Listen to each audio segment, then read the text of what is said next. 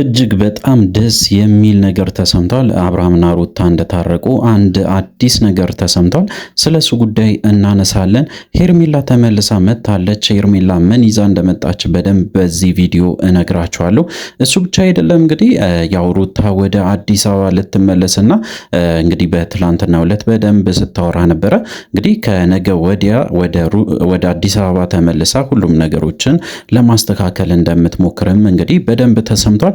በተለይ እንግዲህ ታርቋል ተብሎ የተወራው ነገር እውነት ነው ወይስ አይደለም በደንብ በዚህ ቪዲዮ እነግራችኋለሁ።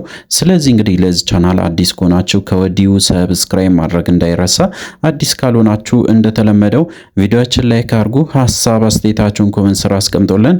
ወደ ጉዳያችን ከሰሞኑ እንግዲህ እጅግ በጣም ብዙ መነጋገሪያ ነገሮች እየተፈጠሩ ይገኛሉ። በተለይ እንግዲህ በአብርሃምና በሩታ ጉዳይ ላይ ያልተሰሙ ነገሮች እጅግ በጣም ብዙ ነገሮችን በዛሬ ዕለት እነግራችኋለሁ። እንግዲህ ያው በብዙ ቆይታ በኋላ ወደ ፍቅራቸው እንደተመለሱ ተብሎ በጣም ብዙ ነገሮች ሲናፈስ ነበረ። ይሄ ነገር እውነት ነው ወይስ አይደለም በደንብ እነግራችኋለሁ። በተለይ እንግዲህ የሽምግልና ጉዳይ ተነስቷል። ሽምግልናው እንደምታስታውሱ በዚህ ሳምንት እንደሚደረግ በደንብ በስፋት ሲነገር ነበረ። ይሄ እንግዲህ ያው ለመጀመሪያ ጊዜ አይደለም፣ በጣም ብዙ ጊዜ ነው ሽምግልና መደረግ ከጀመረ። ኦልሞስት እንግዲህ ይሄ ለአራተኛ ጊዜ እንደሆነ በደንብ መረጃው ደርሶኛል። እሱ ብቻ አይደለም፣ በጣም የሚገርማችሁ ጋሽዬም ተስፋ ያደረጉት ትልቅ ነገር እንደነበረም በዛን ሰዓት በደንብ ሲናገሩ ነበረ። በተለይ እንግዲህ ይሄ የአራተኛው ሽማግሌው ጉዳይ ላይ በተለይ እጅግ በጣም ብዙ ሲወራ ነበረ። ምክንያቱም እንግዲህ ሩታና አብርሃም ለመጀመሪያ ጊዜ ሽማግሌዎቹ መሃል ቁጭ ብሎ ሊነጋገሩ እንደቻሉና አሁንም እንግዲህ ቀጣይ ቀጠሮ እንደያዙ በተለይ ቅዳሜ ዕለት እጅግ በጣም ትልቅ ቀጠሮ እንደያዙና በሱም እንግዲህ ወደ መስማማት እንደሚደርሱ እርግጠኛ ሆኖ እንግዲህ መረጃው አደርሶናል ማለት ነው። አንድ ሰው ይህንን መረጃ እንግዲህ ያደረሰን በተለይ ለአብርሃም በጣም ቅርብ የሆነ ሰው ነው። እጅግ በጣም ብዙ ነገሮችን እንዳሳለፉ አብርሃምና ሩታ እንግዲህ እጅግ የማይረሱ እጅግ በጣም ከባድ ጊዜያትን እንዳሳለፉም ጭምር ሲወራ ነበረ። በሌላ በኩል እንግዲህ ሁላችንም ምናውቃት ጠፍታለች፣ ወዴት ሄዳ ነው እጅግ በጣም ነገሮች እንዲቀየሩ ወይም ደግሞ አብርሃምና ሩታ ተጣልቶ እንዲቆዩ ያደረገች ሴት ናት ብሎ እንግዲህ ስትወቀስ የነበረችው ሄርሜላ በድጋሚ በዛሬ ዕለት ከተፍ ብላለች።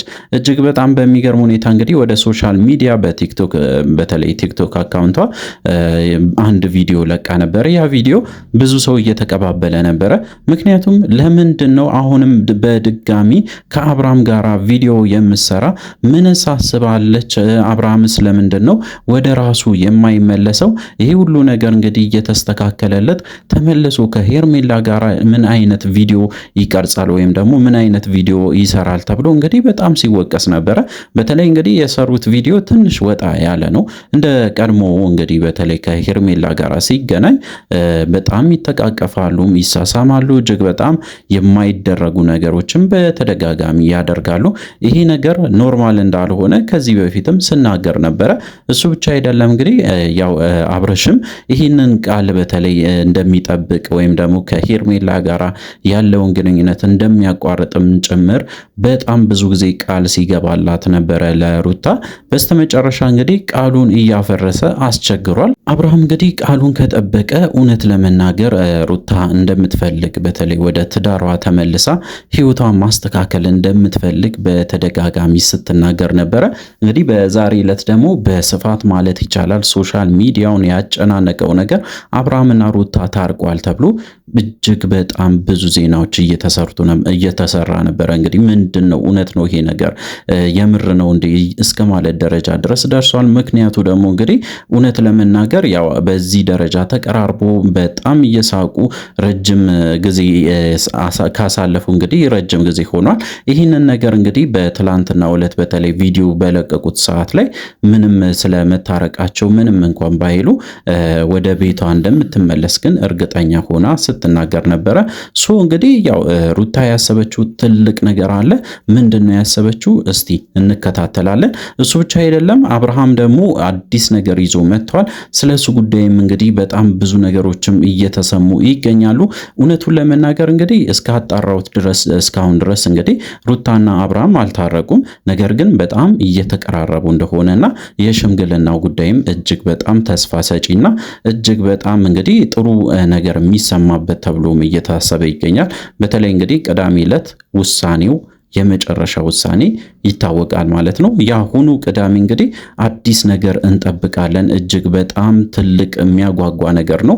ምክንያቱም እንግዲህ ሽማግሌዎቹ ቅዳሜ ላይ ለመስማማት ወይም ደግሞ እንግዲህ እንዲስማሙ ለማድረግ ከፍተኛ ጥረት እንደሚያደርጉ በዚህ ላይም በሽምግልና ቦታው ላይም እንግዲህ በጣም ብዙ ሰዎች እንደሚገኙ እጅግ በጣም የማጠብቁት ደግሞ በተለይ አቤልና ብሩክም ጭምር እንደሚገኙም ተሰምቷል።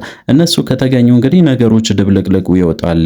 ለምንድን ነው እነሱ የሚገኙት ብሎም ሐሳቡን የሰጠ በጣም ብዙ ሰው ነበረ። እውነት ለመናገር እነ አቤልና እነ ብሩክ በሽምግልና ታይም ላይ ያስፈልጋሉ ብዬ አላስብም። በተለይ እነሱ ካሉ እንግዲህ ነገሮች እንዲባባስ እንጂ እንዲስተካከል አያደርጉም። በሌላ በኩል እንግዲህ ያው የጽጌና የዳኒ ጉዳይ አንስተን ነበር በትላንትናው ዕለት። ዳኒ ሊመጣ ይችላል ተብሎ እንግዲህ በስፋትም ሲወራ ነበረ። እውነት ነው፣ ዳኒ ሊመጣ ይችላል። ነገር ግን ሩታ እንደ ቀልድ ሁሉም ነገሮችን አትቀበልም፣ ሁላችንም እናውቃለን።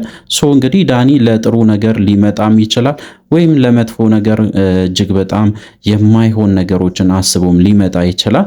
ነገር ግን ወደ በፊቱ ማንነቱ ከተመለሰ ወይም ደግሞ እጅግ በጣም የሚያስጠላ ፕራንኮችን ይዞ የሚመጡ ከሆነ ያው ላይፋቸው አሁንም ህይወታቸው አደጋ ውስጥ ይገባል ማለት ነው።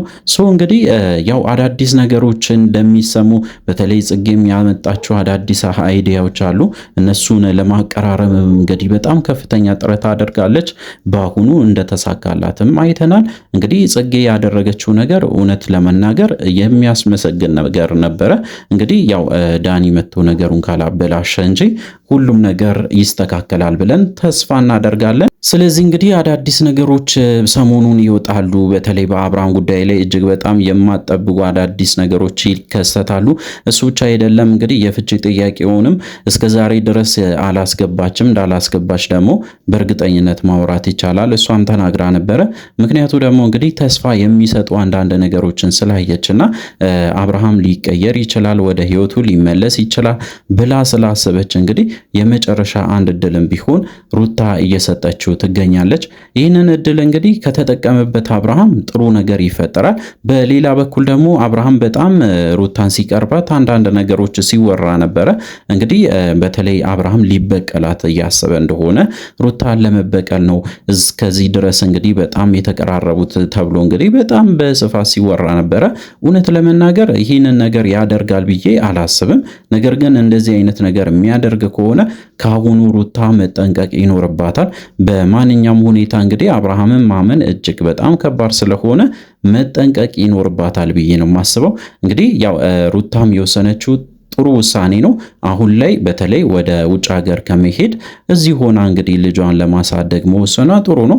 ነገር ግን ለልጁም እንግዲህ ያው አባትነት ግዴታ ስለሆነ አብርሃምም ከወዲሁ ቢያስብበት እጅግ በጣም መልካም ነገር ነው ብዬ ነው የማስበው። አዳዲስ ነገሮች ይኖራሉ ሰሞኑን። እናንተም እንግዲህ ለዚህ ቻናል አዲስ ከሆናችሁ ከወዲሁ ሰብስክራይብ ማድረግ እንዳይረሳ። አዲስ ካልሆናችሁ እንደተለመደው ቪዲዮአችን ላይክ አድርጉ። ሐሳብ አስተያየታችሁን ኮሜንት ስራ አስቀምጡልን። በሚቀጥለው ቪዲዮ እስከምንገናኝ ድረስ በያላችሁበት ጤናና ሰላም ይሁንላችሁ።